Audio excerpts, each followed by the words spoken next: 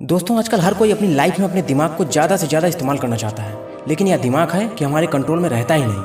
हमेशा इस खाली दिमाग में कुछ ना कुछ उटपटांग बातें चलती रहती हैं। कुछ लोग इसी दिमाग का अच्छे से इस्तेमाल करके अपनी लाइफ में बहुत बड़े बड़े काम कर जाते हैं, लेकिन वहीं एक एवरेज इंसान अपने दिमाग का उतना अच्छे से इस्तेमाल नहीं कर पाता है कि वह भी उन सक्सेसफुल लोगों की तरह अपनी लाइफ में किसी बड़े मुकाम को हासिल कर सके या कुछ बड़ा अचीव कर पाए, क्योंकि उनको अपने माइंड की पावर के बारे में जरा सा भी एहसास ही नहीं है कि उनका माइंड क्या क्या कर सकता है और उनको किन ऊंचाइयों तक ले जा सकता है। वो लोग अपने माइंड की ताकत से बिल्कुल अनजान हैं, क्योंकि लगभग लोगों को इस बारे में जानकारी ही नहीं है कि हमारा माइंड काम कैसे करता है और इसको अपने काबू में कैसे करें या अपने माइंड को अपने कंट्रोल में कैसे करें। आजकल हम देखते हैं कि लोगों का माइंड उनके कंट्रोल में रहता ही नहीं, और लगभग लोग अक्सर इसी बात से परेशान रहते हैं कि अपने माइंड को अपने कंट्रोल में कैसे करें या इस पर महारत कैसे हासिल करें। तो सभी सवालों के जवाब पाने के लिए वीडियो को बिना स्किप किए पूरा अंत तक जरूर देखिएगा। अगर इस वीडियो में बताए गए स्टेप को आप रेगुलरली अपनी लाइफ में फॉलो करते हो तो यकीन मानो आपका माइंड काफ़ी हद तक आपके कंट्रोल में होगा। आपकी कंसंट्रेशन पावर बढ़ेगी और धीरे धीरे आपका माइंड भी शांत होने लगेगा, और इसका असर आपको मात्र 21 दिनों की प्रैक्टिस में ही दिखने लगेगा। और धीरे धीरे जब आप इस अभ्यास में पुराने होते जाएंगे और अपने अभ्यास की समयावधि को निरंतर बढ़ाएंगे तो आप पाएंगे कि अब आपके मन के ऊपर फुल्ली कंट्रोल होगा। आप आपके मन में एक असीम शांति की अनुभूति करेंगे। आप किसी भी फील्ड में एकाग्रचित होकर कंसिस्टेंसी के साथ काम कर पाएंगे। और आपको तो पता ही है कि जब कोई भी इंसान किसी भी फील्ड में फुल्ली कंसिस्टेंसी के साथ एकाग्रचित होकर काम करता है तो उसको उस काम में सफलता न मिले, ऐसा हो ही नहीं सकता। तो अब आप सोच रहे होंगे कि ऐसा कौन सा अभ्यास है जिसको करने से इंसान के अंदर इतने चेंजेस हो सकते हैं और इंसान इतना ज्यादा पावरफुल हो सकता है। रुको जरा, सब्र करो। एहे, रहा नहीं जाता। तो चलिए शुरू करते हैं। दोस्तों आप लोग गौतम बुद्ध को तो जानते ही होंगे। जी हाँ, वही गौतम बुद्ध जिन्हें कुछ लोग भगवान का अवतार और इंसानियत का उद्धार करने वाला भी मानते हैं। जैसा कि हम सब जानते हैं कि सिद्धार्थ गौतम एक राजा के बेटे थे और खुद भी एक राजा थे, इसलिए जिंदगी के शुरुआती 29 साल उन्होंने महल की शानो शौकत के बीच बिताए। एक दिन जब सिद्धार्थ अपने रथ पर बैठकर राज्य का भ्रमण कर रहे थे तो उन्होंने एक मरे हुए इंसान को देखा जिसको 4 लोग अपने कंधे पर लेकर जलाने के लिए ले जा रहे थे। इस दृश्य को देखने के बाद सिद्धार्थ गौतम के दिमाग पर ऐसा असर हुआ कि उन्होंने अपना सारा राजपाट छोड़कर संन्यास ले लिया और सच की तलाश में निकल पड़े। दोस्तों ऐसा कहते हैं कि 6 साल की कठिन तपस्या के बाद भी जब उन्हें कुछ हासिल नहीं हुआ तब सिद्धार्थ गौतम बचपन में जो मेडिटेशन किया करते थे उसी मेडिटेशन के साथ एक पेड़ के नीचे बैठ गए और उन्होंने खुद से यह संकल्प किया कि जब तक मुझे मेरे सारे सवालों के जवाब नहीं मिल जाते तब तक मैं यहाँ से नहीं हिलूंगा, चाहे ऐसा करने से मेरी जान ही क्यों न चली जाए। कहते हैं कि 48 दिनों तक गौतम बुद्ध वहीं उसी पेड़ के नीचे बैठे रहे और 48 दिनों बाद वैशाख की फुल मून इवनिंग में उनको इनलाइटमेंट मिला। जिस मेडिटेशन से गौतम बुद्ध को इनलाइटमेंट मिला उस मेडिटेशन का नाम है विपासना मेडिटेशन। विपासना मेडिटेशन की एक बहुत पुरानी टेक्निक्स है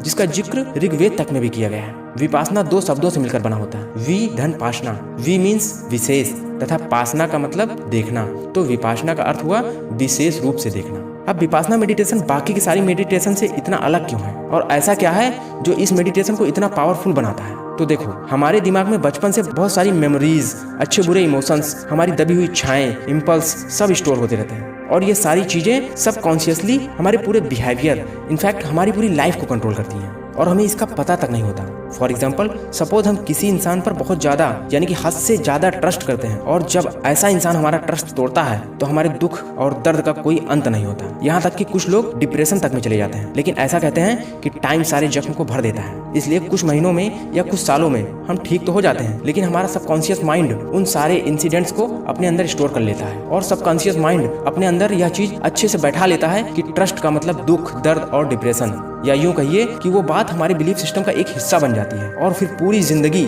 हमारा सबकॉन्शियस माइंड उस दुख से बचने के लिए हमें किसी पर ट्रस्ट नहीं करने देता जब तक कि वह इंसान अपना पूरा बिलीफ सिस्टम ही ना चेंज कर दे। ये बस मैंने आपको एक छोटा सा एग्जांपल दिया है। ऐसे न जाने कितने अच्छे बुरे बिलीफ्स से हमारा सबकॉन्शियस माइंड भरा पड़ा है। लेकिन ये सब मैं आपको क्यों बता रहा हूँ? क्योंकि विपासना मेडिटेशन से आप अपने डीपेस्ट टू डीपेस्ट सेल को जान पाएंगे। विपासना मेडिटेशन कितना पावरफुल है और यह किस हद तक इंसान की लाइफ में चेंजेस ला सकता है, इस बात का अंदाजा आप यहाँ से लगा सकते हैं कि विपासना मेडिटेशन भारत की तिहाड़ जेल से अमेरिका की डोनाल्ड प्रिजन तक में कैदियों के बिहेवियर को सुधारने के लिए कराया जाता है ताकि कैदी बाहर जाकर दोबारा से क्राइम ना करे। विपासना के बारे में बौद्ध धर्म के ग्रंथ सती प्रथानुसत्ता और महासती प्रथानुसत्ता में बहुत डिटेल्स में बताया गया है। तो उन्हीं ग्रंथों के अनुसार विपासना मेडिटेशन को 4 भागों में बांटा गया है, कायानुपासना, वेदानुपासना, चित्तानुपासना और धर्मानुपासना।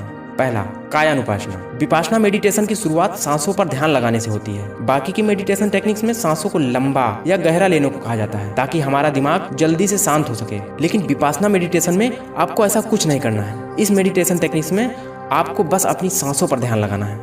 चाहे सांस छोटी हो, लंबी हो या गहरी हो, उसे बदलनी नहीं है, अपनी और अपनी सांसों की सच्चाई को देखनी है। अब ऐसा 2 रीजंस की वजह से किया जाता है। फर्स्ट, हर 9 सेकंड में हमारे दिमाग में एक दूसरी थॉट्स आ जाती है, तो उस 9 सेकंड के साइकिल को तोड़ने के लिए सांसों पर ध्यान लगाने को कहा जाता है, ताकि हमारा कंसंट्रेशन गहरा हो सके और हम विपासना मेडिटेशन को अच्छे से कर सकें। दूसरा, जब आप कुछ दिनों तक अपनी सांसों पर ध्यान कर लेंगे तो आपकी नोज के आसपास आपको कुछ सेंसेस फील होने शुरू हो जाएंगे। तो इसलिए पूरी बॉडी में सेंसेस की अवेयरनेस को इंक्रीज करने के लिए सांसों पर ध्यान लगाने को कहा जाता है। सांसों पर ध्यान लगाने के अलावा जो आपको एक और काम करना है वो ये है कि जब भी आप किसी चीज़ को देखें तो उस चीज़ से उसकी आइडेंटिटी को हटा दें।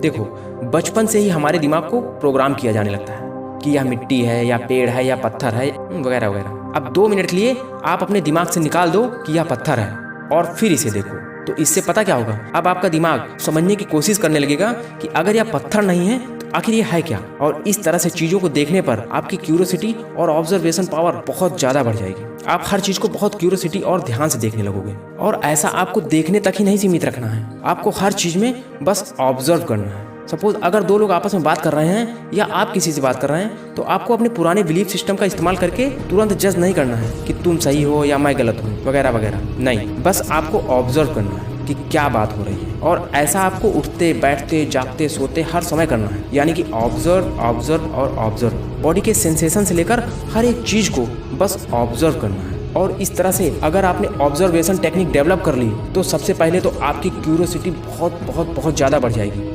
दूसरा, आपका दिमाग 0 थॉट्स यानी कि थॉटलेस स्टेज की तरफ बढ़ना शुरू कर देगा, क्योंकि एक टाइम पर किसी चीज़ को आप या तो ऑब्जर्व कर सकते हो या तो उसके बारे में सोच सकते हो। आप दोनों काम एक साथ नहीं कर सकते हैं। तीसरा काम जो आपके साथ होगा वह यह कि आपकी ऑब्जर्वेशन पावर इतनी बढ़ जाएगी कि आप हर चीज़ में बस उसका सच देख पाएंगे, चाहे वह आपके इमोशंस हों, 2 लोगों के बीच की बातें हों या दुनिया की कोई और चीज़।